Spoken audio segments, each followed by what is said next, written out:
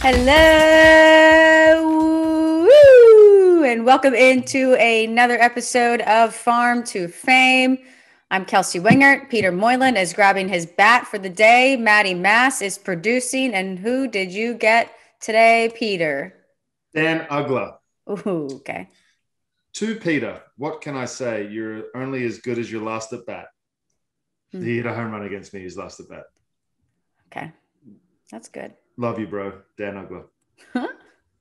Thank you so much, Dan. So today, guys, we're going to hit on Jacob deGrom. We're going to talk about sticky stuff. Peter has a surprise story that I don't even know what it is. AL Rookie of the Year watch is kind of interesting now. We'll hit on that. And then we got our own top 10 prospects. Yeah, we do. Maybe Peter's going to want to talk about the Olympic qualifiers. I don't know. This is the first time I've brought it up to him. So I kind of just threw that on him. So we have a lot to get to on today's episode. Maddie Mass, are you still in Disney? US qualifiers for the Olympics. Nice. Yep. Not still in Disney, but am recording today from Florida, doing a little work from Florida this week. So staycation. Peter, how are you, my dude? I am I'm great. I'm really good. I've spent the last couple of days doing a lot of stuff around the house, specifically hanging a lot of stuff. Jerseys and basically that's what I've turned into. So if anybody needs some large artwork hung, small artwork hung, jerseys, I did my own jerseys yesterday, so I'm here for you. I'm finding out that the older I get, the more handy I get and the more willing I am to try new things. I fixed my shower the other day, which was something that I would have definitely called a plumber for, but I just YouTubed it, and I'm basically a Gen X in the body of a 42-year-old man. Handyman Peter Moylan. Call him if you need him. If you need me. Just right here is my first win and my first save scorecards. So, how close were they to each other? April 24th, 2007. April 27th, 2007. Oh, that's neat. Which one's more meaningful to you? The win, because I actually had to do something. I threw one pitch for the save. I came in to face Matt Holliday. It was like one of those situations where I'm sure Bobby Cox was like, oh, shit, we've only got Moylan left. That's all we got. I was the last guy in the bullpen, came in to face Matt Holliday. He flew out to the warning track, and at Coors Field, Jeff Franco made the catch, and I got my first save. One pitch. But the win was way better because I had to come in the second inning, and I pitched all the way through to the fifth, or maybe the third inning, pitched through to the fifth. So I earned the win. Didn't earn the save, but they're both there anyway. Long relief guy. Just put me Peter in there, Moylan. Coach. I'm ready. Well, guys, today's episode, once again, is brought to you by Win Reality. So I know you're probably into watching the NCAA tournament going on for baseball. We're getting closer to Omaha. Arkansas, Vanderbilt, Tennessee, Mississippi State, Texas, TCU. I think all of those teams are in the tournament. I know Arkansas, Vanderbilt, Tennessee. I think they're all hosting regionals. They all use Win Reality, and they're really stinking good at baseball, you guys. So Win Reality provides baseball and softball players with virtual reality training so they can see unlimited game, speed, pitching anytime, anywhere. The best part is their application is designed to help anywhere from youth all the way up to professionals. So you can choose from over 300 pitchers within the application. There's 8 different training modes, and it's really going to help hitters in the future. We're in the future. We are here, 2021. Future's now, sister. Halfway through. So you can get a whole free month if you use our code FARM at winreality.com. Again, winreality.com. You use the code FARM. High schoolers who listen to this, college guys who see anything on Twitter. Everything. Why not take your training up one step over the competition for a free month? And I feel like a month is a good amount of time, you know? Yeah. You really tell a lot about a person in a month. So you're really going to tell a lot about Win Reality in the first month. Yeah. Future is now. Let's not sleep. And I'm going to be on their podcast today. So I thought you were on it last week. Yeah, we had to make some adjustments, and now I'm going to do it today. Well, we love Win Reality. Honestly, like super cool way to train, a way to put yourself up over everybody. Use the code FARM at winreality.com. Getting to the opener of today's segment, my choice for the opener, Jacob deGrom is not human, and we are all lucky to even be able to watch him pitch. It is Jacob deGrom's world. We are all just living in it. Yep. I just typed in Jacob deGrom's name into the search bar of Twitter, and there is more comparisons. There's more, look at what Jacob deGrom's doing, what he's doing never's been done before. He's not even close to the best pitcher on the planet. He is the best pitcher ever created right now. Yeah. Through 9 starts, Peter. You ready for this? Give it to me. 58 innings, 25 hits, 93 strikeouts to 8 walks. He's only allowed 3 home runs. Never choose against him in the homer draft. And he has a 0.62 ERA, the lowest ERA by any pitcher through his first 9 starts of the season, says Sarah Langs on Twitter. He went 7 shutty versus the Padres on Saturday. And I think, Peter, what you're talking about, one of the tweets, Jeff Passan tweeted out stats comparing him to Bob Gibson in 1968 and Pedro Martinez in 2000, which are arguably 2 of the greatest years that we've seen from a pitcher. And he's better.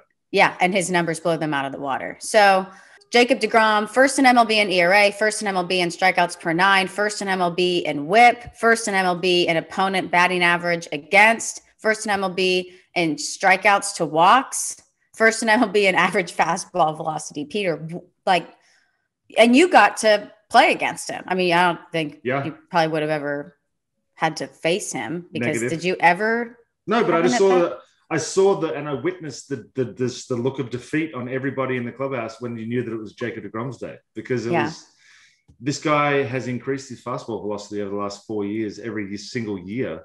He's getting older. He's getting better. I think he's the first starter ever to average fastball velocity over 100 miles an hour for a whole start. And he did it twice in back-to-back starts. So he's just doing things that no one has ever done before. We're not just talking about, you can't compare apples to apples. No, you can compare a guy that got up and threw baseballs 50 years ago to a guy that's throwing baseballs right now. It is apples and apples, and he is by far the best I've ever seen ever. Yeah. And do you have any? He does it without sticky stuff. Yeah. Well, yeah, because all of his teammates had his back with that last night. And correct. I don't think that many players would have, if like by the chance he was using any kind of sticky stuff, I don't think that many of his teammates would come out publicly and say that he doesn't. This is a great little segue into my next subject, which is the subject of sticky stuff, right? Sticky stuff. From the Jacob deGrom, unbelievable, just to tie a bow on that. Jacob deGrom, what you're doing is ridiculous, and I can't wait to witness. It's stupid. You have no deGrom stories, no good deGrom stories before you segue? Just the way that he and Freddie Freeman play with each other, arguably one of the best hitters over the last 5 years versus the best pitcher, and the battles that they have. And, he's so intense and such a bulldog when he's on the mound, but as soon as the at-bat is over, it's almost like he can lets go of the valve and just relaxes a little bit. But then as soon as the hitter gets back in there, he's able to lock it back in. That's what some of the trouble that a lot of guys will have, is that ability to switch it on, switch it off, switch it on, switch it off. Whereas he seems to have that in spades, obviously. But on to the subject of sticky stuff. Sticky stuff. Chronologically, this is my history with Stickum. I pitched in 2006 all the way to 2013 without any sticky stuff at all, right? Okay. Nothing. I didn't use anything. I used to use rosin and sweat generated from my arm, and I could rub the baseball and I could get it to where I could grip it and feel comfortable throwing my slider without it slipping out of the back of my hand. Okay. Move on to 2013. I'm in Arizona with the Dodgers in spring training, and it's my first ever spring training in Arizona. Now, the air's different. It's thinner. Ball doesn't move like it was. And guys were like, hey, you might want to try some sticky stuff. So what I did then is I would spray sunscreen on my arms, and I would use the given rosin, and I would tap the rosin on my arm, and it would give you a little bit of a shine, maybe what sweat used to do times 3. Okay. Right? No hitter I've ever spoken to has had an issue with a guy using sunscreen and rosin for grip, because what sunscreen and rosin does is it just gives you grip. It doesn't increase spin. It doesn't allow you to grip and rip and make your nasty breaking balls even nastier, right? So no hitters had a problem. What's happened now is that they've taken that from 2013 to where we're at right now, and they've invented ways to make things so sticky and increase your spin rate and increase the breaking ball movement so much that it's effectively cheating is what they're doing. And when they're doing it so outright, where they're just grabbing bits of stuff from their glove on camera so that you can see what they're doing, and then they're like pulling their fingers apart and they're sticking. Guys, enough. It's done. You've gone too far. You are effectively cheating, and it's bad for the game of baseball because you've taken it to a level that your advantage is well and above what it should be. Dial it back. That's all we're asking. Even pine tar on its own doesn't increase the spin rate as much as what these guys are seeing right now. There's a lot of Pelican stuff out there. There's Pelican grip. There's all firm grip. There's concoctions with sunscreen and all. It's enough, guys. Stop it. Seriously. Because you're ruining our game. How do you want MLB to handle it this year? I don't think they can do anything this year. The only thing they can do is maybe scare tactic them. But they have to come up with and I think Trevor Plouffe's talked about this a few times, but if they come up with a sanctioned, sticky stuff that they're happy with the guys using, whether that be Players Association and MLB together, or whether it's just as simple as the hitters and the pitchers come together and say, all right, guys, dial it back exactly where it is. We've gone so far the wrong way, just like with most things. We have to bring it back somewhere in the middle because it's bad. And isn't that kind of what they said they were doing this year? Whenever they were getting the balls out of the games, they were saying that we're just collecting data of what guys are currently using. Oh, no. That's going to be a bad week for the Brewers. Oh, gosh. The Brewers' hat just fell out of nowhere. Peter's nowhere even close to it. That's a ghost. It's a ghost of Sticky Stuff's past. Yeah. Or it's Joe West. It's definitely Joe West. Okay. What do they do this year? They can't do anything. Did they just come out and say that they're going to be collecting balls randomly, like 8 to 10 balls a game? They've been doing that anyway. Yeah, but so are they just trying to see what guys are using to come up with a concoction to, when the CBA is up, put that into the negotiations? Assume so, maybe. Yeah, okay. Assume so. Yeah. But Peter, a pitcher, yes, is out on it. Says everybody's cheating. Yeah, I mean, it's gone too, because it's kind of like. It's an unfair advantage, not so much that with steroids, it was like, okay, 30% of the people, 20% of the people are using steroids. And what they're doing is they're getting an unfair advantage against their own kind, right? Mm-hmm. And against the hitters. But a lot of the times the hitters were using the steroids at the same time. So it was kind of like even. Not that I'm saying that steroids were fine, but what I'm saying is the competition level was fine because everybody was doing it. Mm-hmm. What you're seeing now is it's an advantage to the pitchers that the hitters can't get. Yes, the hitters use pine tar on their bats to help them grip and swing. That's fine. It's nothing like what the pitchers are now using in order to increase their spin rate and increase the amount of movement that they can get on a breaking ball. If they were just throwing the baseball by themselves, they would bring them back down to this level. So that's where the issue is, right? You've got an unfair advantage against the baseball section that you are competing against. You have an unfair advantage against them because you're spinning a baseball with substances that don't belong on a baseball. So 5 years ago, how many pitchers were using what you would refer to as illegal sticky stuff? Depends on how if it's just sunscreen and rosin, I don't consider that illegal. I consider that so I would say that I can't speak for the league. I can only speak for the teams that I was on, and majority of the guys would have something. Okay. Whether that was a concoction I even made my own concoction at some stage. I got firm grip sunscreen and I would mix it up and it would turn into this like ridiculous sticky, not black. So it was like a cream color so that you couldn't see it as much. Like it was just, and this is what's happened. It's just mutated over the last 5 years into just, it's a business now. Like some of the stuff that guys come back with, it's incredible. We'll see how MLB handles it because they've been on it, but nothing's going to be enforced this year because they've already come out and told the players and the teams that nobody's going to get in trouble, that they're just collecting data. So we'll keep an eye on that. But for the record, Peter Moylan is against it. I am against it. Hates it. You want me to keep talking? Well, you had another story. I do have another story. This is my favorite story. Okay. Are you ready for this? Ready. Have you heard of the 30 for 30 ESPN short movie called Sid Finch and the Tibetan Fastball? No.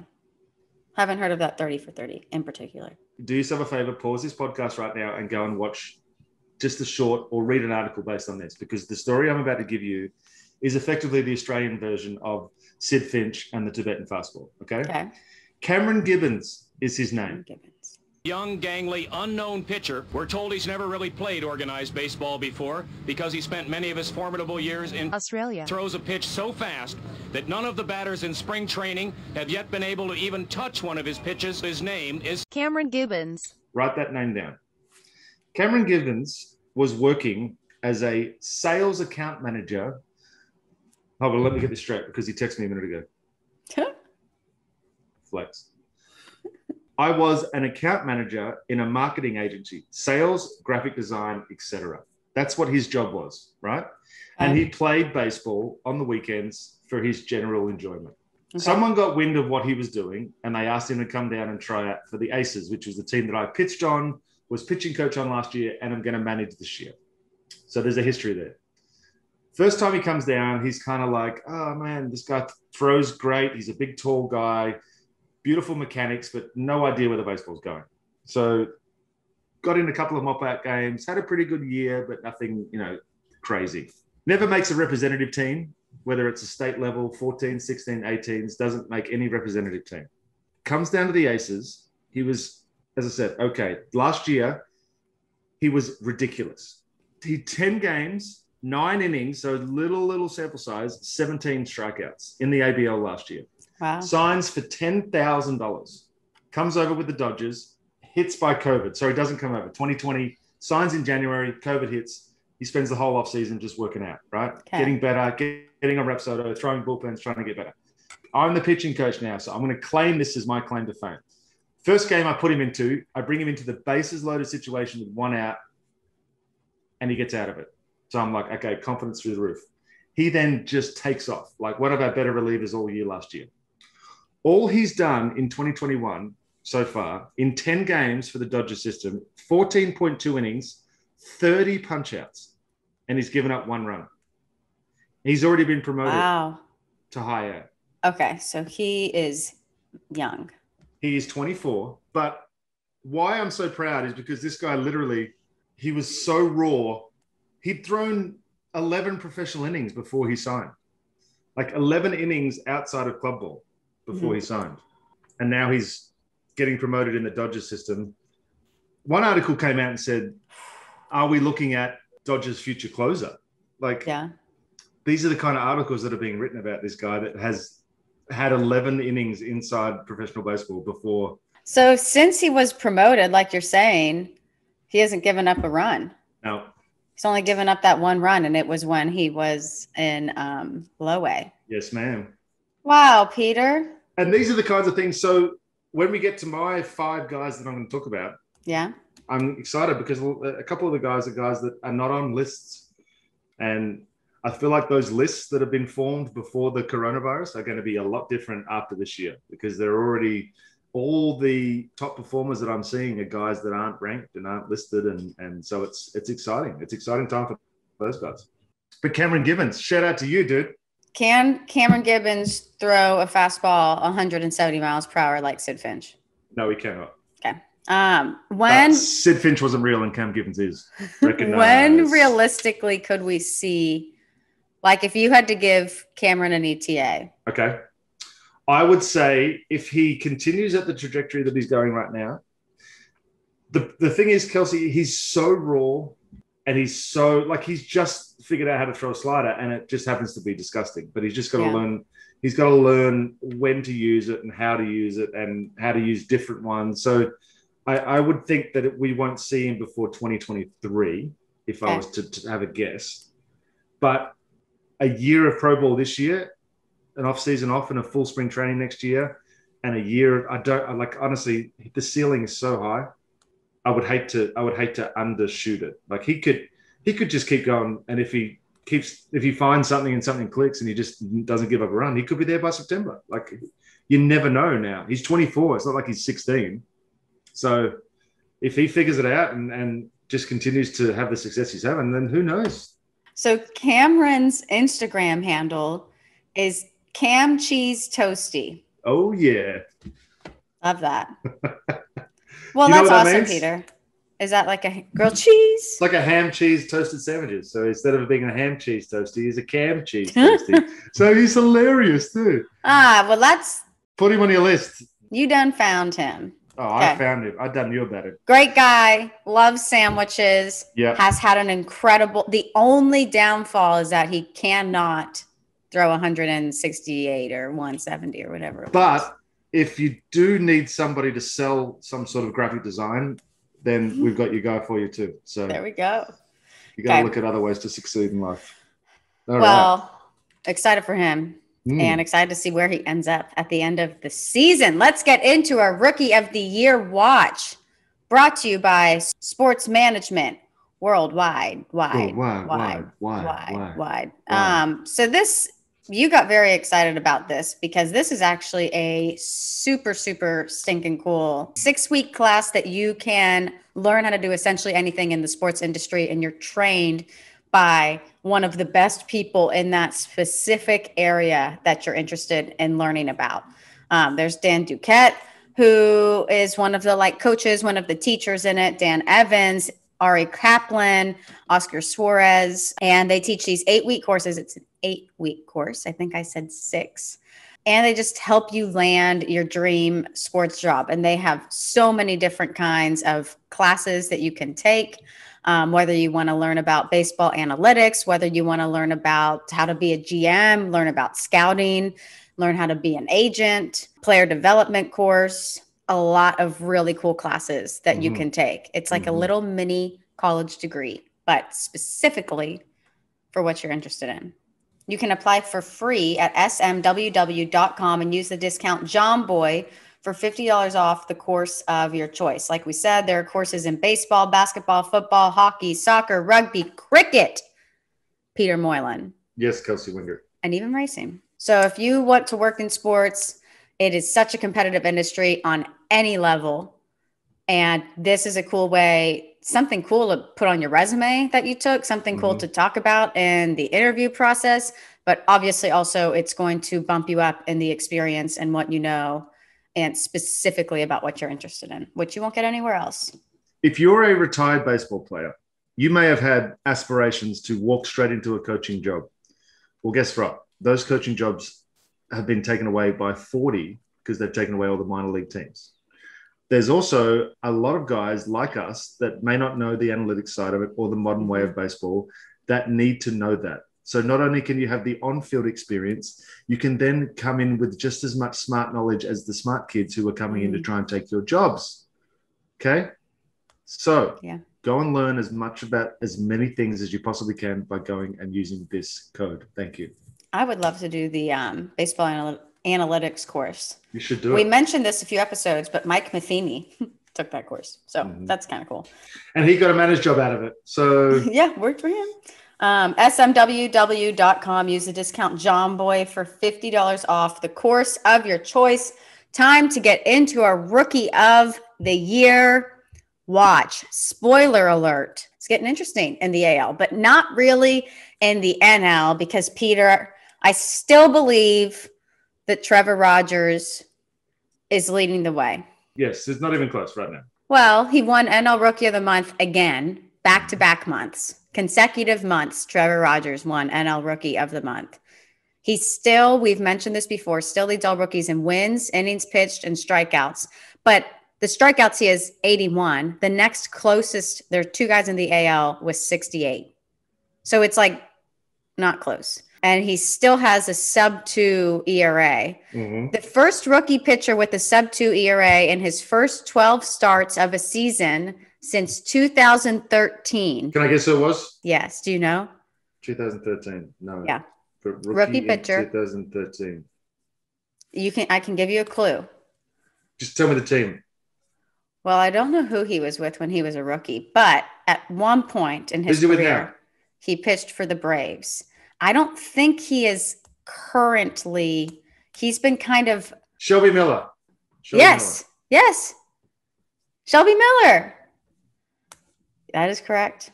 That is correct. See? He is currently with the Cubs, but I think maybe he hasn't been up and down this season. But he's only pitched 2 innings. So Shelby Miller is the correct answer. Foolish Baseball tweeted that out. But yeah, Peter is the 4th best. Trevor Rogers, going back to him, 4th best ERA in all of baseball, tied with Corbin Burns. By the way, I saw some highlights of Corbin Burns last night. Oh my goodness sexual. Gracious. What do you want to talk about this start with Trevor Rogers? Nothing. He went 6 innings, 4 hits, 2 runs, 5 Ks. He didn't keep the 6K thing, but I guess it's now a 5K thing because he's done 5Ks. He's had 5Ks the last couple of starts. This is just an okay start for him, but if you get 6 innings, 4 hits, 2 runs from your starter every single time out, you're going to win more games than you're going to lose. So, and for him to be doing it so consistently as a rookie, he just continues to impress me. And even though we don't really like this final line for him because we're used to him not giving up a run or just 1 run, he retired 13 of the final 14 batters he faced after Adam Frazier, who was having a heck of a season. Adam Frazier, holy smokies. He had a 2-out, 2-run single in the 2nd inning. And then Trevor Rogers retired 13 of 14 of his final 14. So Trevor Rogers still really good.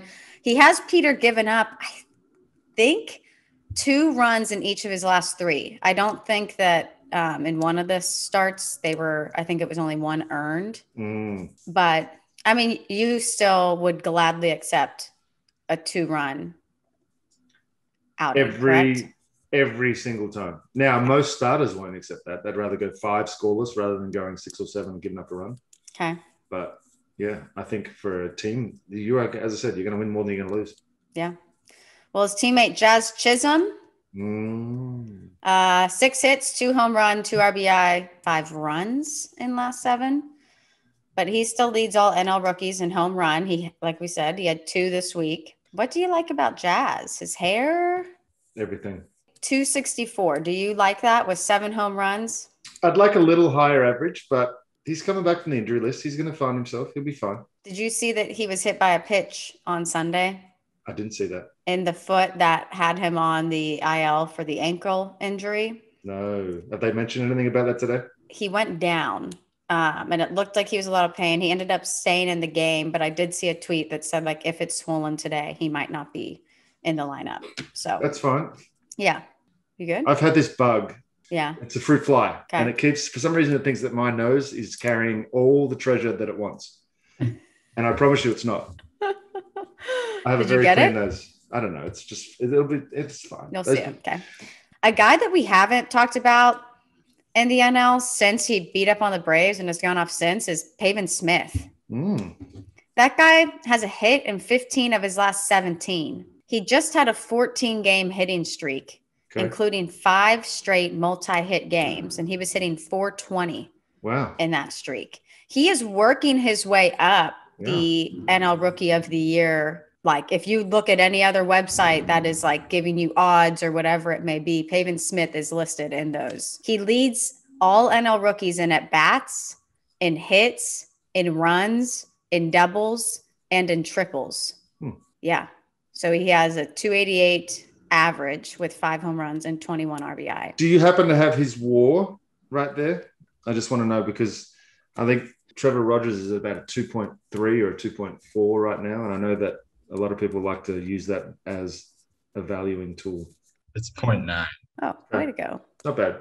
But look, to be honest, anyone in the NL is effectively pushing shit uphill because they're coming up against a buzzsaw.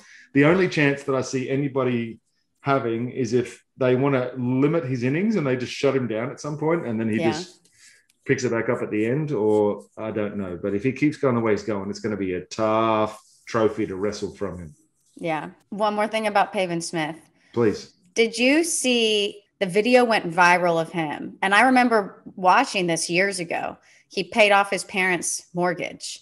And this video of him doing it went viral. It was super cool. And his parents were very emotional, obviously. And now he's leading NL rookies in every offensive category. Pay it forward, sister. You got to pay it forward. Only other guy in the NL, Peter, Dylan Carlson, hitting 321 in his last 7. Great defense. He was obviously favorite before we started the year. He was Yeah.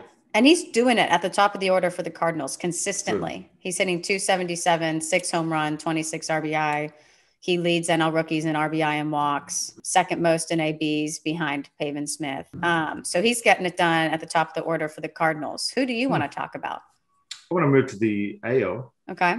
Couple of come back down to earth weeks for our boys, Mercedes and Adolis, but I'll specifically hit on Adolis. 6 games, 4 hits, 1 RBI for the week.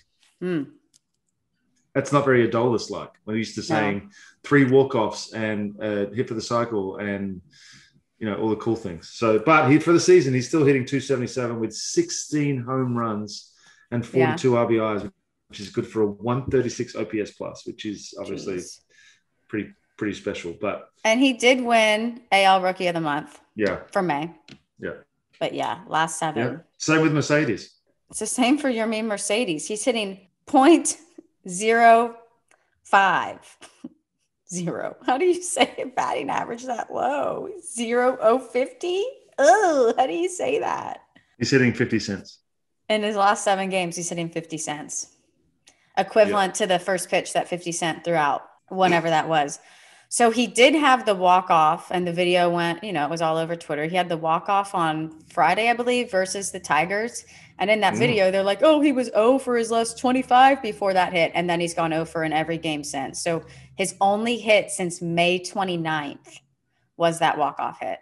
And he's hitting below 300. At what point do we take him out of our Rookie of the Year watch? When he's not top 5 in almost all stats. He's not top 5 in average. Okay. I don't know. We'll have to talk about it, guys. We'll have to talk about it. He's sliding. You know that the overlord, Matty Mass, is the man that's going to have to decide whether people come on or Matty, you get the final vote.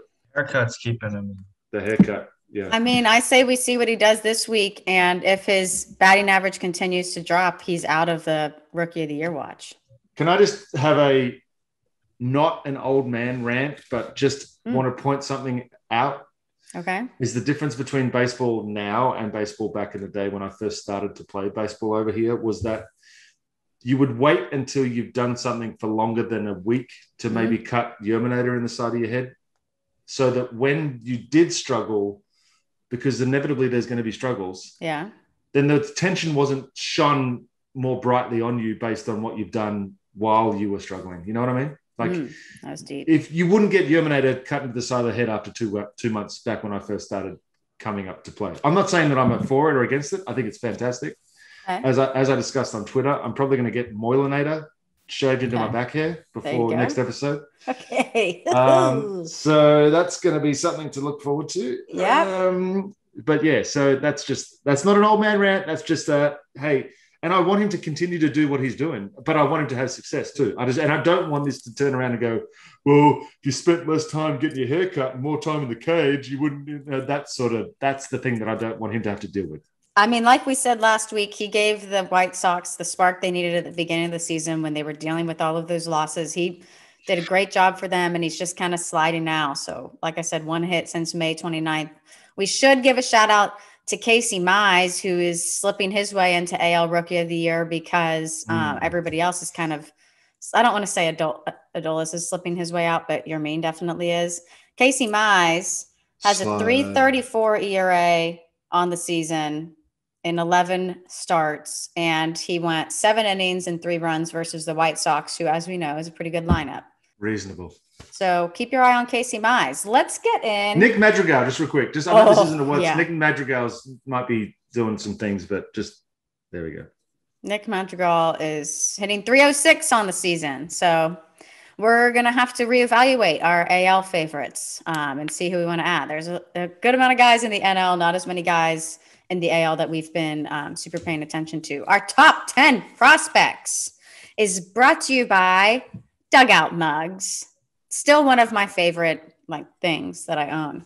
So clearly, I have it all the time. They're still doing that Father's Day sale. So first 300 orders with the code Farm to Fame get 35% off.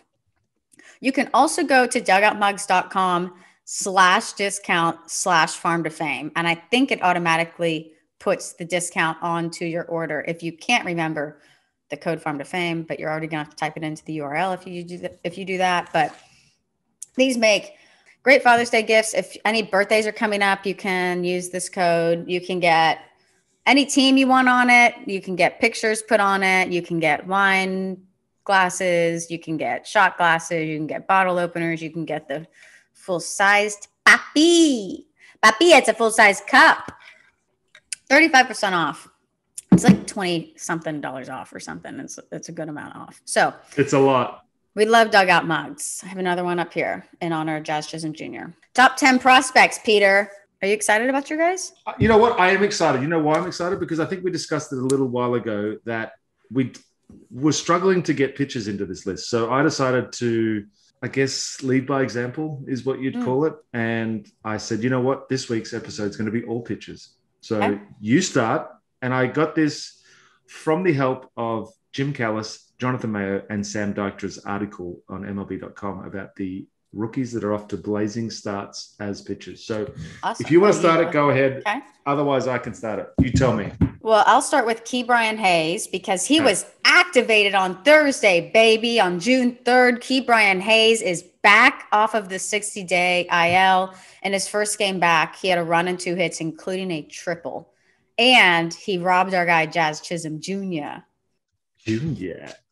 Ke'Bryan Hayes is known more for his glove than he is his bat.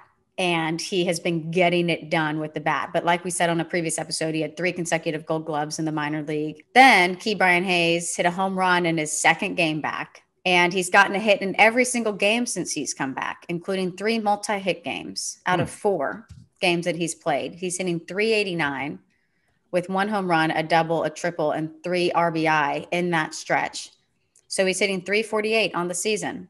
The Pirates are very excited to have this guy back. He was the favorite for NL Rookie of the Year before the season. Then he got hurt, and it was very sad. He might give Rogers a nudge. Oh, he can work his way up. If he can stay healthy the rest of the season, obviously he can't miss any more time. Yeah. But the dude got it done with the bat last year. It's carrying over into this year. We already know how good he is with the glove. So he's going to make the Pirates watchable again. And when I filled in on Talking Baseball this week, I gave him my come back like a 90s trend award because scrunchies, chokers, high socks, all of that's back. And so is Ke'Bryan Hayes.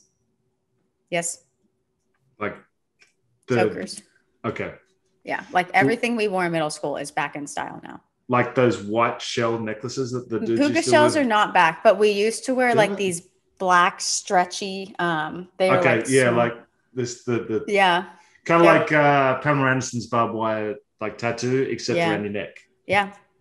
So the 90s are back and so is Ke'Bryan Hayes and I'm here for it all. Your turn. Okay, me too. Okay. So this guy, shocker, Braves. But the name is cool enough that the year is going to make you absolutely go crazy. Okay. So his name is Spencer Stryder. Into that a lot. He's pitching for the Rome Braves. He was the Braves' 4th round pick in 2020 out of Clemson. Missed all of 2019 from Tommy John. Okay. But since he's come back, his velo has spiked. He's given up 1 run on 6 hits, walking 5. In low A, he's already been promoted also. In low A, he punched out 32 guys in 15 in the 3rd innings. And since being moved to high A, has given up 2 hits in 4 innings with 8 Ks. And he's decided to rock the greatest mustache you've ever seen. Mustache. Even though the Braves don't have facial hair laws anymore. So he's doing it despite being able to grow a beard. So Spencer Stryder. I want to talk about Eric Hasse for the Tigers. Peter, he has, and I know we don't want to get into the stories as much anymore because we're an efficiency pod. He would like his story, though. He's been in the minor league since 2011. It's 2021. He was a 7th round pick by the Indians, but he grew up in Detroit, and he now plays for the Tigers. So that's really cool. Cool. But when he was drafted, he was considered to be the best prep player in Michigan. But most scouts thought that he should go to college because he was undersized and didn't have much catching experience. Well, he ended up signing, didn't reach AAA until 2017. He debuted in 2018, but he only had like 16 big league ABs in 18 and 19 for Cleveland. Then he was DFA'd. Tigers got him in a trade for cash considerations in January of 2020. And then he was DFA'd by them 2 days before Christmas on December 23rd. and he cleared waivers, started the season of 2021 in Toledo, got called up mid-May. Okay, so that's like his quick background. Well, this past week, he was 7 for 16 with 5 home runs, What? 2 multi-homer games, 1 versus the Brewers and 1 versus the White Sox. So he had 5 home runs and 13 plate appearances. I believe he has 3 multi-homer games on the season. Yes, wow. He does. So it's just cool because he's grinded it out in the minor leagues for 10 years, grinded it out, couldn't even get to AAA for 6 years, which I know is probably about average, maybe a little bit longer than average. But used to be average. Now it's a little different, yeah. And he's been a big part. The Tigers are not sucking as much anymore, and he's been a big part of that. He's the best bat in the lineup right now. But yeah, this past week he hit 438 with 5 home runs. That's awesome. Eric Hasse. Wow. Can I touch on something real quick? Mm-hmm. Getting DFA'd at Christmas time. I'll just talk about all the things that get affected at that point. You've probably booked your spring training accommodation based for the next year. You've probably got everything lined up for the season. You might be looking at accommodation for the year, depending on where you're going. And then all of a sudden that gets turned on its AS the day before you're celebrating Christmas. So anyway, carry on. Yeah, sad. Okay, real quick. Jackson Kowar. I think that's how you pronounce it. Kowar. Kowar. Okay. He's with the Royals. He's the 4th ranked prospect in the Royals system, 98th in MLB's top 150, 24 years old, named the AAA East Pitcher of the Month last month. In Omaha, he's 5-0 with a .85 ERA, Ooh. 6 starts, 31 innings, only 3 runs, and 41 punch-outs. And I researched this yesterday. Okay. I happened to get a notification this morning. He's been called up to start for the Royals tonight. Oh, well, that's fitting. So that was really cool to find that out. So congratulations to you, Jackson Kowar. Well, I hope he does well for you tonight, Peter. Me too. And my Royals. So my next guy is Brett Baty. He's in the Mets organization. He's in high A. He's a third baseman. Peter, this week, are you ready for this? I am. 11 for 21. Good. That's 524.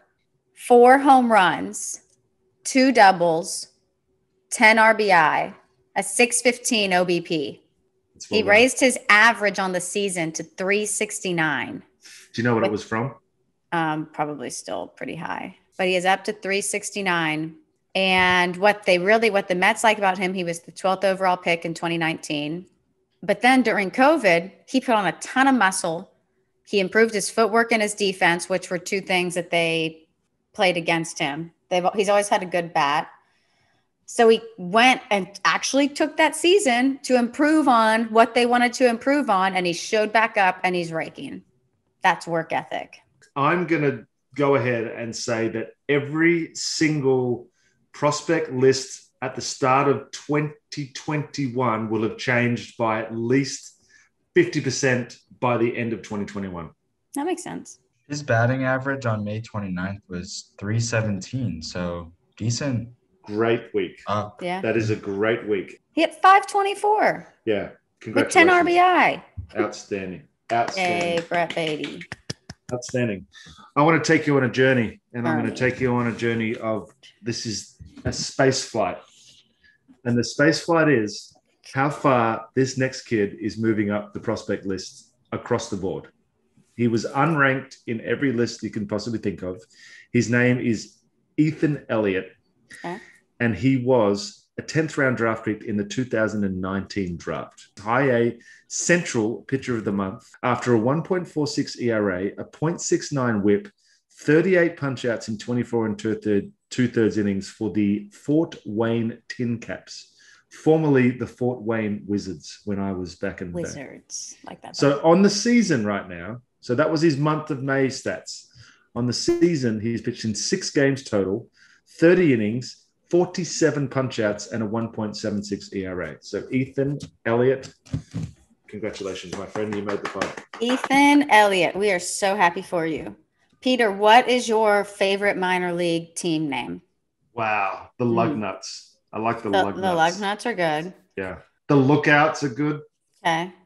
I also based it on the hat, what the hat looks like and what the logo looks like. Yeah. And the teams have changed names a few times since I used to really want every single minor league hat that was ever made. And then I realized that there's like a billion of them. So I had to cut my dreams short. Well, I think AA in general wins. They have the rubber ducks, the sod poodles, the rumble ponies, the sea wolves, the yard goats, the biscuits, which is good.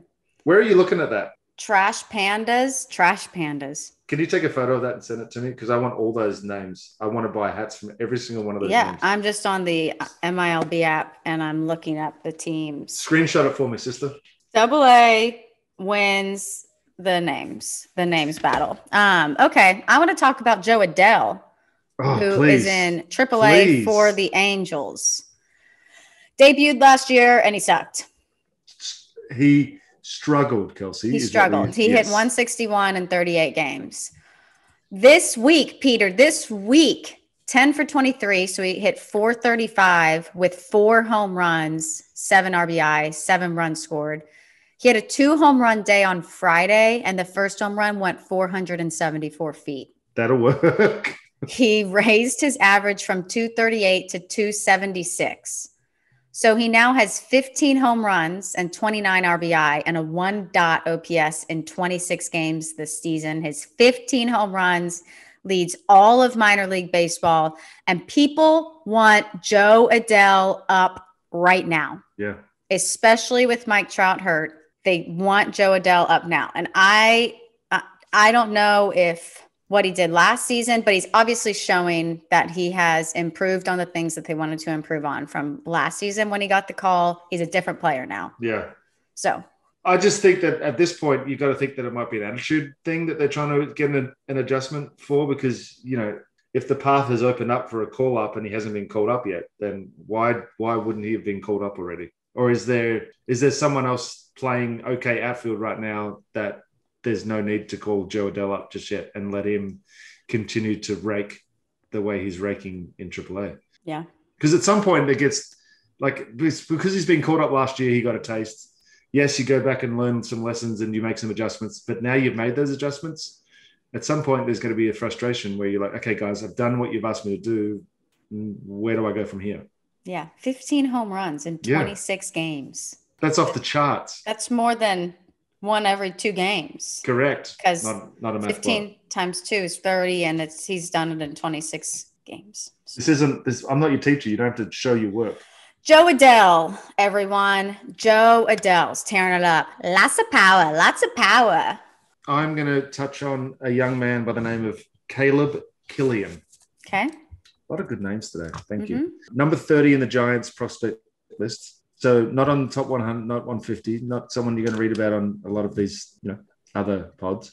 He started on back-to-back College World Series teams, which I thought was cool. 8th round of the 2019 draft. When he first came into Pro Ball, his first year was 2019 when he pitched in 16 innings and he didn't give up a run for his first crack at Pro Ball, which is pretty expressive. Fast forward 2021, he's already been promoted to AA. Okay. And his season so far, 30 innings, 39 Ks, only 2 walks. Wow. And a 1.76 ERA. Wow. So congratulations to you, Kilian. And he's in AA right now? He's in AA right now. Yes. I want to talk about Adley Rutschman. I chose him over 2 other guys who I'm going to give honorable mention to, just because we haven't talked about Adley much. He's the number 2 overall prospect. He was 1-1 in 2019. This week, he had 7 hits and 2 home runs. He had a game-tying home run in the 8th inning on Saturday, part of a 3-hit night. And he had a slow start to June, but he ended May on a really hot run. But Saturday marked his 4th career 3-hit game and 3rd of the season. He homered again on Sunday for his 2nd consecutive game, then added a double and 2 walks. So in those 2 games, 5 for 8 with 4 extra base hits and 2 walks. Well done. He's hitting 293 on the season with 8 home runs. So go Adley Rutschman. Do you have another guy? Yeah, one more. Okay. Again with the names though. His name is Roansy Contreras. Roansy Contreras. Is that a common name? No, I just know his name. Okay. This is in the Dominican. I know why you know him. I'm going to give you an honorable mention too, Matty. He's from the Dominican Republic. He's pitching for the Altoona Curve in AA for the Pirates. Acquired from the Yankees in January. Jameson Tyone trade. And they've been thanking you ever since, Matty Mass. Started the season with 22 strikeouts in 11 straight scoreless innings, one of which was a 6-inning no-hit performance. He's given up runs in only one outing of his 6 this whole year, and that was 5 runs in 4 innings of 1 game. And that was on May 25th. So his season total, 5 games. So he's given up runs in 1 game out of the 5. His season so far, 3-1 with a 1.63 ERA, 27 innings, 42 Ks, whoa, and 6 walks. Wow. Sorry, Maddie. Roansy. I like his name too.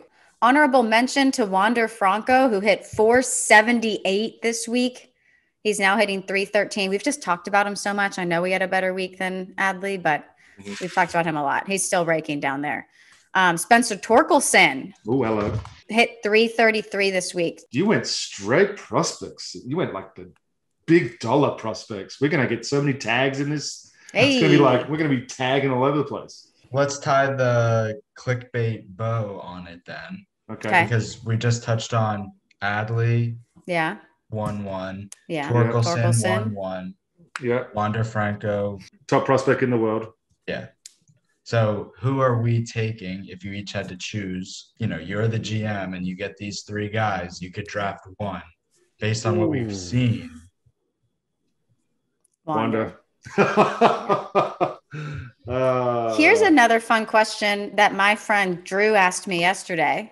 So Maddie, Mass, and Peter, I'm asking it to you. Okay. This isn't prospects. If you were starting an organization and you could choose one pitcher and one position player, who would it be to build your team off of? Okay, so at their peak or right now? Right now. Jacob deGrom, Ronald Acuna Jr. Okay. Fernando Tatis, Ronald Acuna. I don't know. I was going to say deGrom and Trout because they both have a while to go and they're the best. It's hard for me to argue against that, but I don't know. I think Acuna is more of a complete player right now. I think Tatis has still got the defensive woes that will get cleaned up as he becomes better. But right now, I'm probably going to have to go deGrom and Acuna. Okay. I would for sure take deGrom and probably Acuna too over Tatis. I think Tatis is a little bit more fun right now. Yeah. But Acuna, I think, has a higher average and can hit for average and obviously power. Great questions. Milwaukee Brewers, team of the week. Yeah, go Brewers. Go Brewers. Well done. Okay, Peter, let's get into international news. International news, dun, dun. Team USA has punched their ticket to Tokyo 2021. USA. So congratulations to them. Yeah, they went undefeated and basically just destroyed everyone. Todd Frazier was there, Edward Jackson was there, a bunch of rookie guys. So I think it was a nice combination of old and young, and they deserve it. Let's be honest. They're going to field a team that's going to be very competitive, and they're probably going to have a chance to win a gold medal. So congratulations to Team USA. USA. And also, just on that, the last chance qualifier will be held in Mexico in a couple of weeks. Yes. We'll find out who is going to be going. So it's all of the last chance for the Europeans, last chance for the Americas, last chance for Asia, last chance for everybody. So there's one spot left, and it's going to be fought out in Mexico. A guy who will be there is Julio Rodriguez, who's been the best player in the tournament. Yes. So I couldn't find his updated numbers, but Saturday he had a tie-breaking RBI single, and going into Saturday he was hitting 429 with 2 home runs, 6 RBI, 1.1. I think that was the last day. That was when they won. Well, so Julio Rodriguez, prospect for the Mariners, has been the best player in the Olympic qualifiers. Okay, let's get into rookie matchups. There were a lot of home runs in these matchups. Donovan Walton off of James Kaprielian. He He had a really good start a couple of weeks ago. James did, first name basis, because I don't want to say his last name. You can't pronounce it either, so it's fine. And then he got a little roughed up, but so Donovan hit a home run off of James. Patrick Wisdom off of Ryan Weathers, our guy Ryan Weathers. We talked about him a ton at the start of the year. And now he's still, Ryan Weathers still has a great ERA. He's just pitching like 3 or 4 innings at a time. It's not exciting. Jazz Chisholm Jr. off of our guy, Alek Manoah, who got in his second, he had the great debut, his second career start. I think he gave up 4 runs. Jazz, we love Jazz. And in honor of Jazz, I didn't do this today.